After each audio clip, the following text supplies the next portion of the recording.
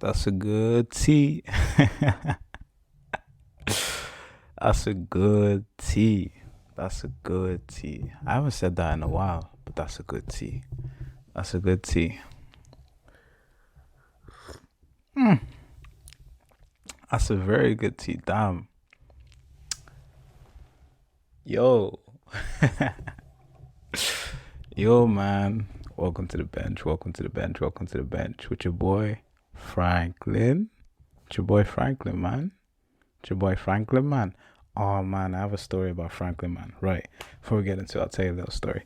So, it was my girlfriend's birthday last year, and I wanted to take her to Cove. So I booked an Airbnb in Cove, took her to Cove. I didn't read the instructions of how to get into the Airbnb, so I called the guy.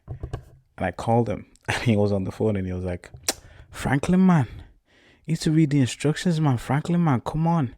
You have to do better than this, man. Like, this guy was giving out to me while I was on the phone trying to get into the Airbnb that I paid for. It was hilarious. But yeah, welcome to the bench, with your boy Franklin, man. Welcome to the bench, with your boy Franklin. Welcome to the bench, with your boy Franklin. I'm definitely your boy now. Like, if I'm not your boy at this stage, I don't even know. Like, we're 22 episodes deep. 22 episodes is crazy. 22 episodes is actually wild if you think about it. 22 episodes is like half a year every week. Okay, that's 26 is half a year. But you get my point. 22 episodes is a long time. So yeah, man. First of all, shout out to God for opening up the space. Shout out to me for actually sticking to it. Have I wanted to give up? Many, many times. But shout out to me for sticking it true, man. Because I'm like, it's not easy. It's actually not easy. Shout out Mandy for joining us and supporting us on the bench. Ooh. Sorry, that tea is distracting me. Shout out to Mandy for joining us and supporting us on the bench, man. A lot of where the bench is now is because Mandy actually came in and took a lot of the work off me and also like put a lot of life into the social media because the social media was dead up until January, man. It was actually like it was just one reel a day with no interaction, no nothing. But Mandy is livening it up, man. We thank God for Mandy. um yeah, I'm feeling good. I'm feeling good. As you can see, I shaved I shaved my beard, man. My beard is gone. Do you know what's mad? If you're listening to this on Spotify and you want to see what the beard looks like, go on Instagram or go on YouTube. Come and see fresh face Franco. That's crazy. But yeah, man, I shaved my beard. It wasn't intentional. Like I didn't plan to shave my beard. What happened was I saw one technique for like getting like really straight sharp lines on your beard when you're trimming it. It was this guy and he was using like his earphone wire kind of wrapped around his beard and then he just touched it with the clipper. So I was like, all right, cool. Like I cut my beard. I could do that. You know what I mean? So I went into the bathroom. I tried out this guy's technique, but I pushed the thing a bit too far down. So as I was trimming it, I just went like, zing, and I messed up my beard. And I was like, well, this isn't salvageable. Everything has to go. So I shaved the whole thing off. And then used the shaver and literally shaved it down. So like my face was bald for like 4 days. Hair is only growing back on it now. But my face was bald, skin fade. I didn't even look like a child, which is wild as well. Like, because I left the mustache, I actually look slightly older without the beard than I do with the beard. I like the mustache though. The mustache is like, I don't even know what's like classic. Do you know what I mean? There's a style in there, and I want to explore that style a bit more. But yeah, oof, yeah, I want to explore that style a bit more. So yeah, fresh face Franco, mustache in the game. You know how it goes. I haven't seen my jaw, or I hadn't up until this week. I hadn't seen my jaw for 5 years. So like this whole side of my face didn't see it for 5 years. I had a beard of some sort. It was different shapes and sizes. Like there was times where I cut it really low, but even then I still had like a full beard. So this is my first time in 5 years since I was 18 with no beard. It's crazy. I literally look like a different person. Literally look like a different person. I'm rocking it though. I'm rocking it. I'm rocking it better than your dad. I don't know why I'm calling out your dad, but I guess that's what we do on the bench. You know what I'm saying? But welcome, man. Welcome to the bench. Welcome to the bench. Welcome to the bench. As you can see, we're back in the original bench, my living room. We took a little detour. You know what I'm saying? Went to Brussels for a little holiday, but we're back in the original bench. I love this space. I've shared this space with so many of my friends now, and it's such a cool environment to be in. Feels like the bench is a gift that keeps on giving in so many ways. So I'm really happy for this bench. But yeah, how am I feeling? How am I feeling? I don't know. Um the last time I recorded was like 2 weeks ago. I didn't record last week. Last time I recorded was like 2 weeks ago. And what I was feeling that time was burnt out. I was feeling really tired. Not really stressed, just burnt out because the work was a lot. So it's been 2 weeks since then. Right now I feel refreshed actually. I feel a lot more refreshed. I feel a lot more refreshed. Like the workload has reduced a lot, both in work and in just like life in general. Like a lot of the things that I've been putting off when I came back from the holiday, I actually just started doing them. One of them was driving, the other one was like getting some bits and pieces sorted for some things I wanted to get started on. Another one was like some tasks and work that I had been putting off. So yeah, like organizing and setting up all those things. So the break kind of helped me shut off for a bit. And then coming back, I was able to get into all the things that I was putting off or the things that were stressing me. Um, I also feel heartbroken as well. I also feel heartbroken. Um,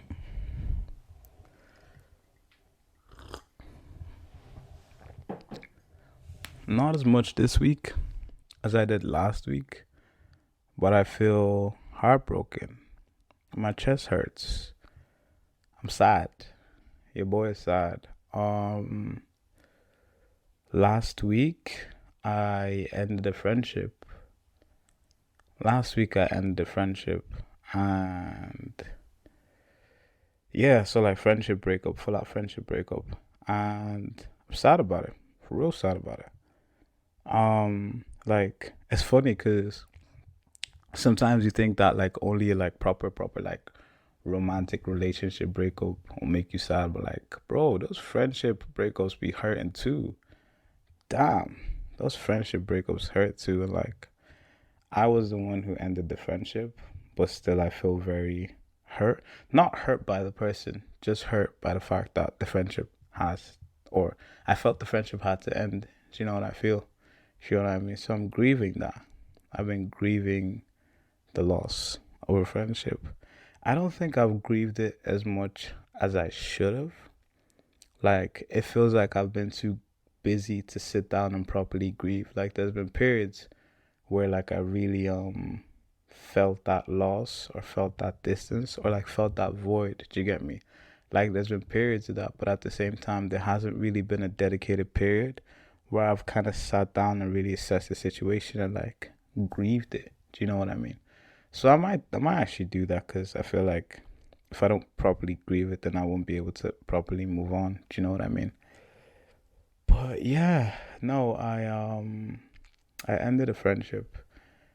Uh, Not even that I could get into the details. It wasn't anything crazy. Like it wasn't a fight. It wasn't no beef.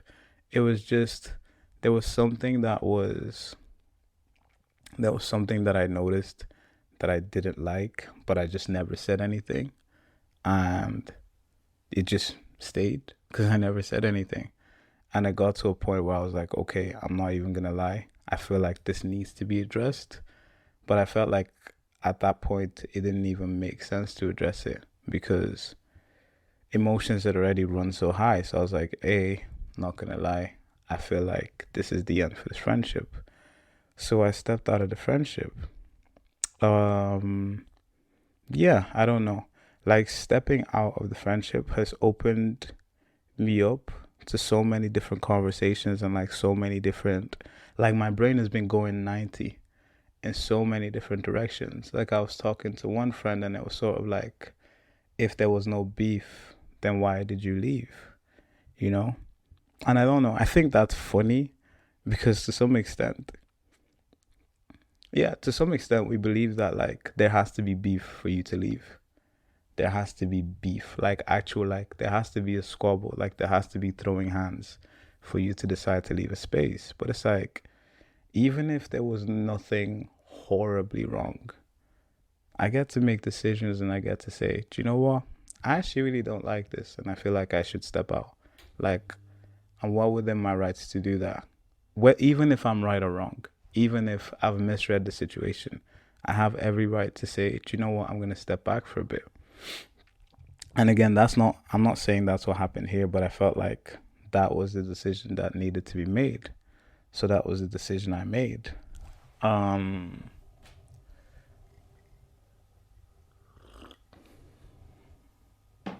and again, it ended completely like amicably, peacefully. Said some words back and forth. It was like it was very respectful. So in my heart, I feel like I know there's no bad blood in my heart.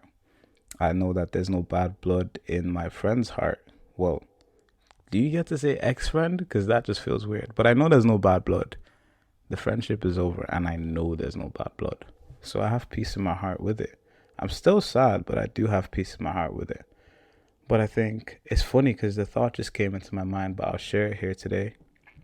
It's funny because I was thinking about it, and it reminded me of a friend that I had who I really didn't like. Like, again, it's not a similar situation, but it just kind of reminded me of that. So I'll kind of tell that story a little bit and the stuff that I learned from that. Today's one is kind of just a story time, but hey, that's what we do on the bench. Ride with me. Come on. Let's get into it. I don't know why I don't know what that was, but just bear with me. But yeah, so this was in secondary school and I had a friend that I really didn't like. Again, in secondary school it was a group of boys, group of black boys who we all stuck by each other and we were friends. But within that friend group, there was someone I really, really, really didn't like. Someone like, yeah, deeply disliked this guy. Deeply, deeply disliked this guy. Like, I don't know if you've ever dealt with someone where they've pissed you off enough times that anything they do sets you off. Anything they do makes you angry, regardless of whether it's good or bad. Anything they do makes you angry. Like, anything they do pisses you off, and you're like, what is their problem? I'm absolutely gonna headbutt this guy in the head. Do you know what I mean? That was how I felt about the guy. So he was a bit older than me. He was like 2.5 years older than me. Um, we became friends in fifth year when I was in fifth year. So we were friends for about 2 years. And he was 2.5 years older than me. And he just did a bunch of stuff that really annoyed me. Like he tried to be very competitive with me academically, which was weird because I wasn't competing with nobody except my cousin. I wasn't really competing with nobody or looking for him like that, you know? So it just felt like, bro, why are you reaching? Like, I'm not looking for you. Why are you looking for me? Um, that sounds so funny when I say it now. Um, and he seemed very pretentious. Again, this is me perceiving him as a 15 or 16-year old, but he seemed very pretentious. So like he'd say one thing and he'd mean one thing, and he was also one of those people who always tried to be like fake deep. So like everything had a deeper meaning, and oh, you have to look at it like this, you have to look at it like that. And to me at the time, I was just like, bro, just shut up, man. No one cares, you know. So yeah, I really didn't like him. I really didn't like him. Everything he did annoyed me. Everything he did pissed me off. And we fought so many times. So many times. I remember one time he said something to me. Uh I can't remember. Yeah, he kept saying something to me. Like he kept saying something that he knew annoyed me and he kept saying it over and over and over again. So from like English class all the way to chemistry class, because we did both classes together, he just kept saying it in my ear over and over. And we got into chemistry class and we actually started fighting, like physical, like throwing hands. Well, nobody threw a punch, but like we're pushing and shoving and shouting and all that type of stuff. And the teacher called us and he sent me out the class. He was like, get out, Frank, get out, go take a walk. So he made me take a walk around the entire school to clear my head.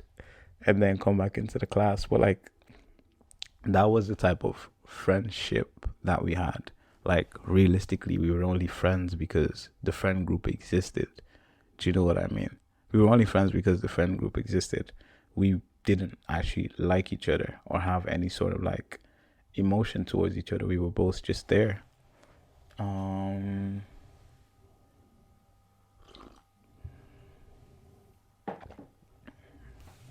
and there were so many things that happened.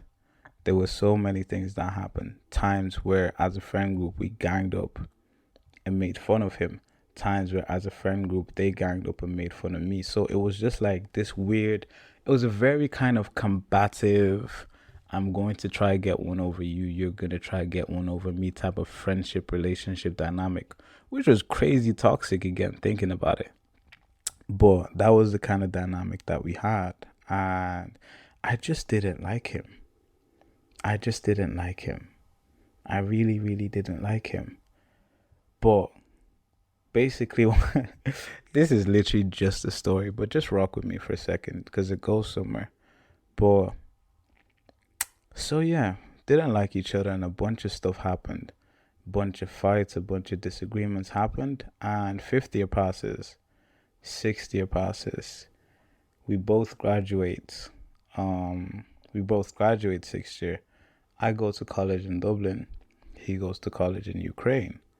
So I was like, cool, all right, I don't have to see this bum anymore. Do you know what I mean? And again, I'm saying bum because that's what I used to think back then. I don't think that anymore. But I was like, yeah, I don't have to see this bum anymore. Hooray for me. Do you know what I mean? So I go to college and we lose contact.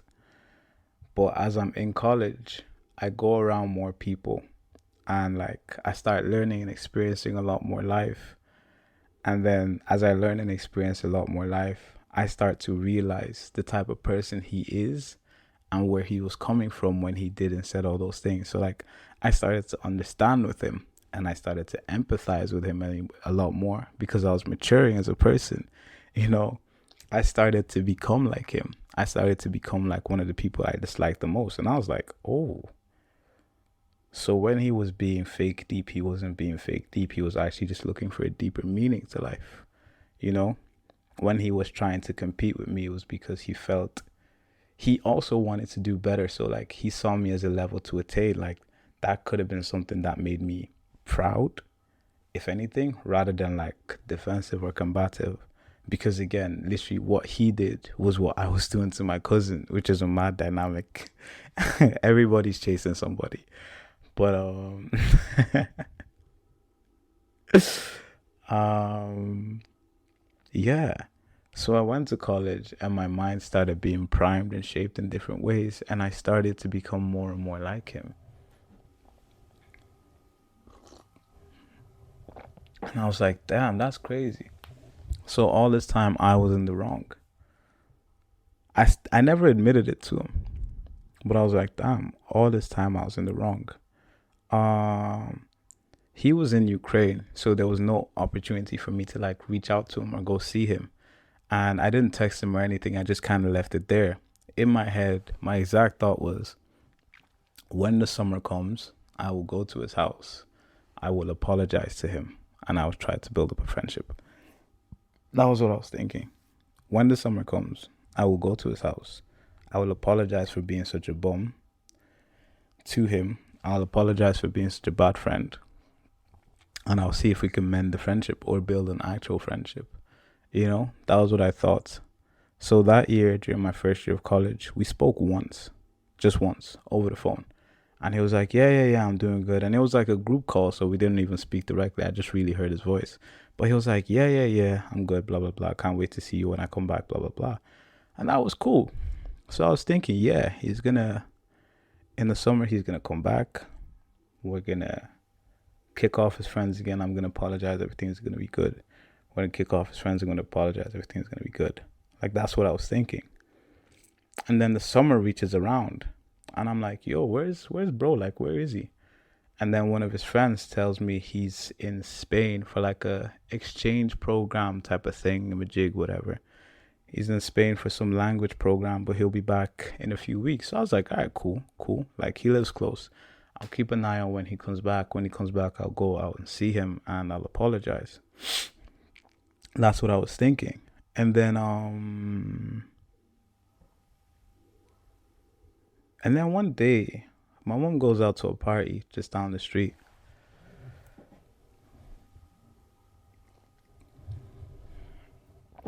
It's so funny. My mom has more of a social life than I do. But one day, my mom goes out to a party down the street. My mom goes out to a party down the street. And she's chilling and she's talking with her friends and there's music and blah, blah, blah. And all that stuff is going on. And then, like an hour and a half later, my mom walks in the house crying. And not just crying, like sobbing. Again, my mom is Nigerian. I can count on my hands, like both my hands, the amount of times I've seen my mom cry in my life. I don't think it's been up to 5 or 7 or 8. Like, my mom only cries when someone dies. And my mom comes in the house and she's sobbing and she calls us all into the corridor. And she's like, "Do you know this boy? This man's son?" And I was like, yeah, I know him. That's my friend. He's in my class. And she looks at me and she's like, "He's dead. He's dead." And my whole world dropped, man. That's the friend I was talking about. And she looked at me and she was like, "He's dead." I said, "Huh? What you mean?" And she was like, "He's dead. He's dead. He's dead. I just heard it at the party. Someone came in and told all of us. He's dead." It's a funny thing. Well, it's not funny, but like, it was always a thing I had in my mind of like, when someone dies, I know myself, so I'm gonna be cool, calm, and collected. And like, as a man, I can't cry, so I'm just gonna be there like, it's a shame, but I'm gonna keep my composure and da da da da da. And when I found out that he died, bro, like, when I said, like, I broke in half. Like, I fell down on the floor right there in front of my mom, and I was just sobbing. Like, I was on the floor crying. I cried on the floor in front of my mom for a while, and then I went into my room and I cried on the floor some more. I just cried and cried and cried and cried and sobbed and sobbed and sobbed and sobbed. I'm a big crier. If there's one thing I'm gonna do is cry when I'm sad. But I cried and I cried and I cried and I cried. And I sobbed uncontrollably because it actually dawned on me, like, he's gone. I'll never see him again. He's dead. He died when he was 19. I was 17 at the time. He died when he was 19. And I was like, I'm never going to see him again. He's dead. He's gone. And it broke me. Oh, man. It broke me. Like, it broke me in half. It broke me as a person. It broke me mentally, it broke me emotionally, it broke me spiritually, it broke me in half. It broke me. Because I spent so much time fighting this guy. Like, I spent so much time beefing with him. I spent so much time hating him and disliking him. I spent so much time talking shit about him. I spent so much time going blow for blow with him, at odds with him. Like, I spent so much time feeling superior to him. I spent so much time competing with him. And he's dead. He's died. He's gone. And I'll never see him again. And I'll never get to apologize. And it's weird because, like, in my mind, what I thought to do was, when he comes back from that holiday, I'm going to apologize. And he never came back from the holiday. He came back from the holiday in a casket, you know? And yeah, yeah, no, it was heartbreaking. It was heartbreaking. Like genuinely the most heartbreaking experience I've ever gone through. It was the most heartbreaking experience I've ever gone through. And it broke me. It broke me in half. You might be wondering, why am I sharing this story about my friend dying? Uh, the reason I'm sharing it is kind of similar to the reason I mentioned that a friendship ended. In both situations, I had an issue with someone. In both situations, I had an issue with someone. In the most recent one, I mentioned my issue and I was like, I feel like this is reason enough for me to leave. But when it came to my friend who passed, I hated him and I didn't tell him why. I hated him and I didn't even tell him. So like around other people were doing friend friend and happy happy and smile smile. But in reality I hate this guy. Like I really don't like him. I actually think he's a prick. Like I really, really dislike this person. And I wouldn't even let him know that to the very least. So I'm basically pretending to be his friend. And at the point where I realize my wrongdoing, and I'm like, flip, I actually need to apologize for being such a clown all this while. I don't do it.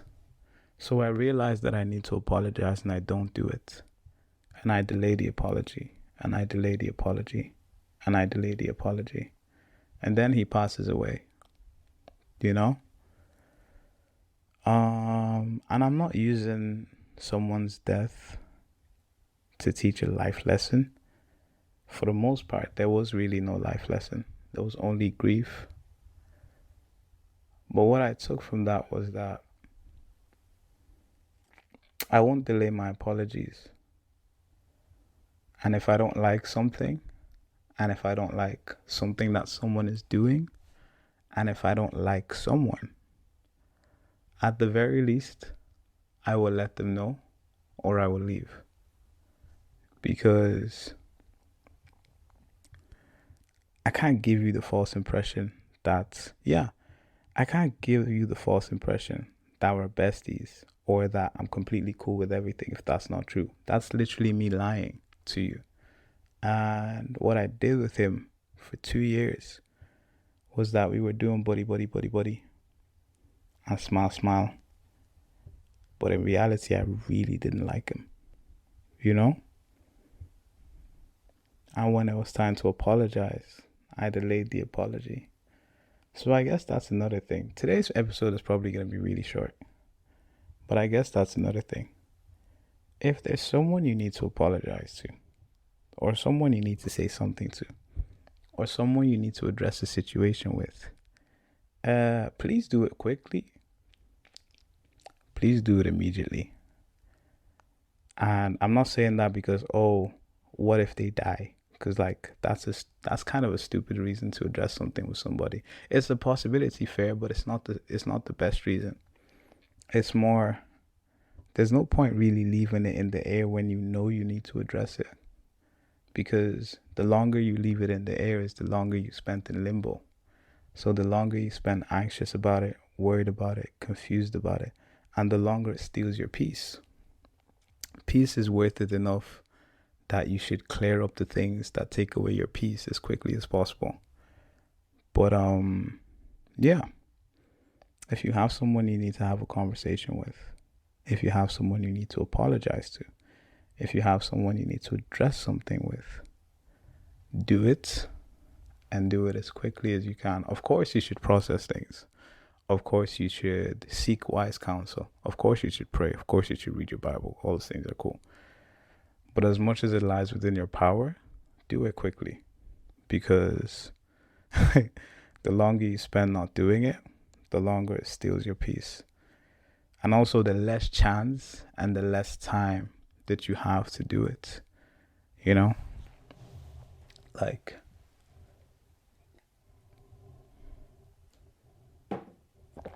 That's a great tea. Oh my goodness. Like, and it's hard. It's hard doing that. Like, I'm not sitting here acting like it's easy. It's hard to talk to someone that you like or someone that you love. Yeah, it's hard to talk to someone that you love and say, what you have done has hurt me, or I don't like what you've done this, or I don't like you. Do you know what I mean? Because that's also a thing. Like, that's also a thing. Or to say, I don't want to be with you anymore. Like, all those things are very real things. It's hard to look at someone you love and say words like that. But if that's how you feel, then you should express those words. If that's genuinely how you feel, honestly, you should express those. Because you shouldn't even lie to them in the first place. Because if you're lying to them, you're leading them on. But you should express those words. Um, we will not all be together forever. Friendships that exist will end. Not all of them, some of them. That's just how life goes. Friendships that exist will end. Relationships that exist will end. Not all of them, some of them. Marriages that exist will end. Not all of them, some of them. Family relationships that exist will end. Not all of them, some of them. And they will end because someone is actually finally being honest about how they feel about the other person.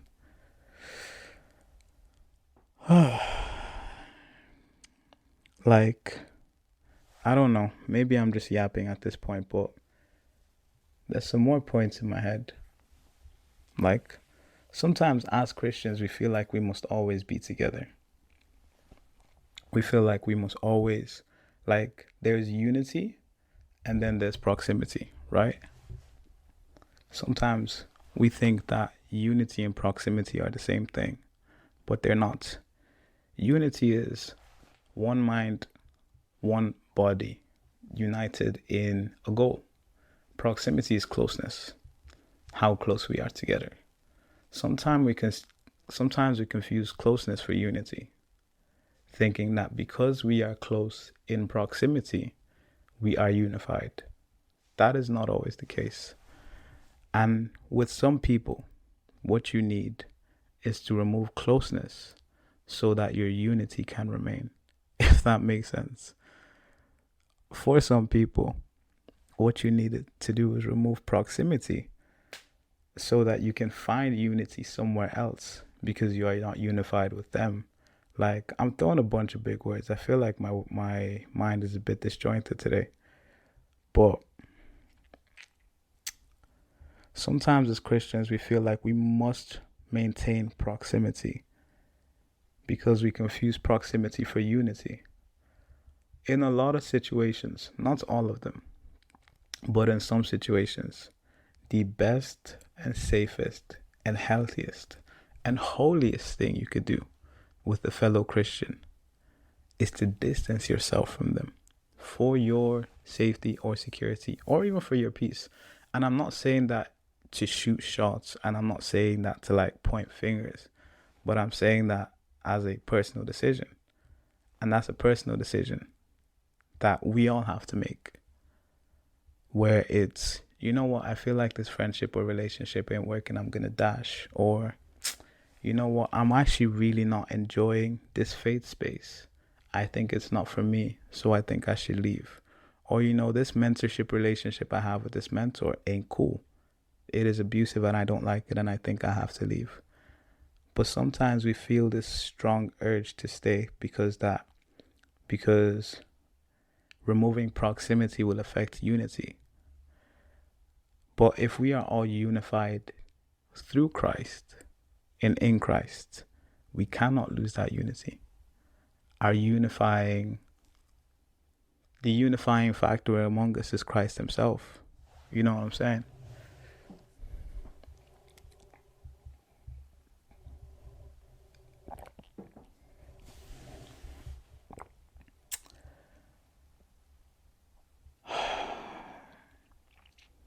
Our unifying factor is Christ himself.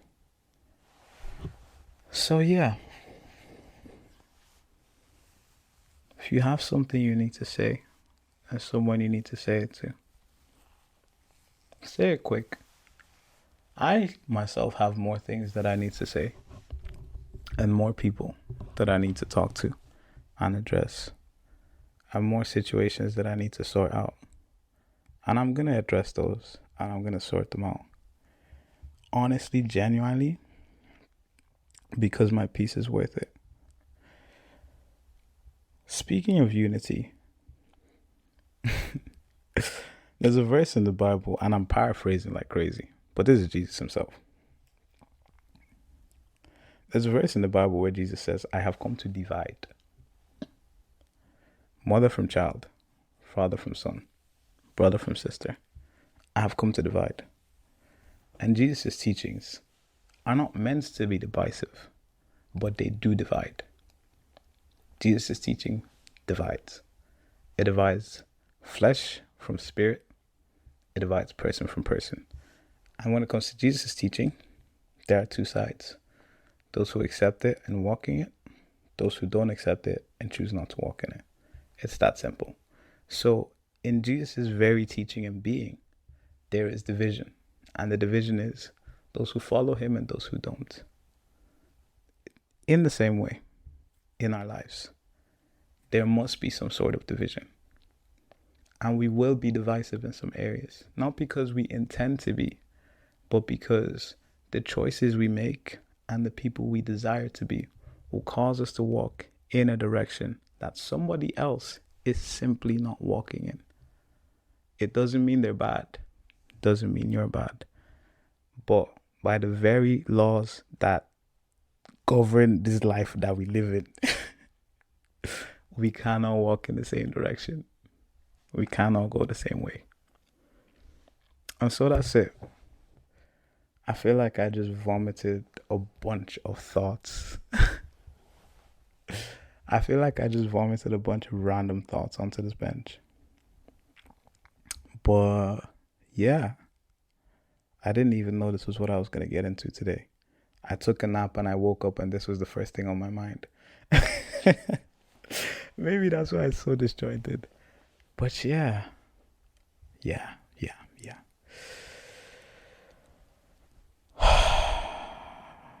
Do I have anything else to say? Any announcements?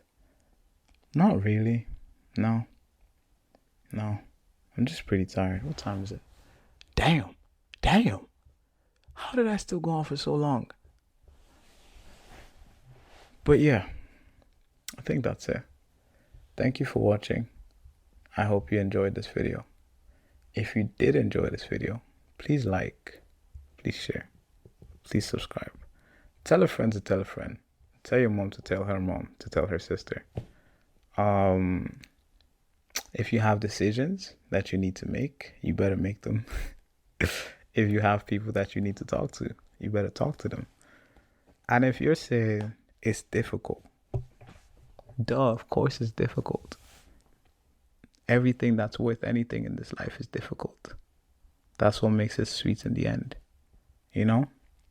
We talk about hardship, but Jesus Christ himself said,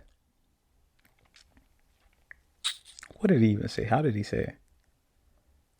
It was like, in this world. Wait, how did he say it again? Yeah, it was like, in this world, you will have trials, but take heart, for I have overcome the world. So it's like, it's a trial, it's a test, it's a painful situation. Yes, absolutely. But Jesus Christ himself said that he has overcome the world. And because he has overcome the world, you can overcome too. So you are an overcomer in Christ. What that means is that within you, you have the strength to do it. So it's not that you can't, it's that it's difficult. And the difference between where you are and the end goal is the steps you take to get there. So take some steps, walk in that direction, fight where you need to fight, and push where you need to push. The worst thing you could do is not do it. Push forward and see the fruits in the end. So yeah, I've done a whole big spiel hereby. Yeah, don't really have any more words to say. I feel so tired as well. Actually, no, today I don't feel tired. I feel a little sad at the end of this recording, I won't lie. Thinking about my friend's death is just I don't know. I feel like I opened up a can of worms that has been closed for a while. I need to go and sit in my room and lament a little bit. But yeah, man, I'm actually just rambling. I'm actually just rambling. But I will catch you in another time. We've got a special guest next week. Stay tuned. So yeah, I love you. Bye bye. Bye bye. Bye.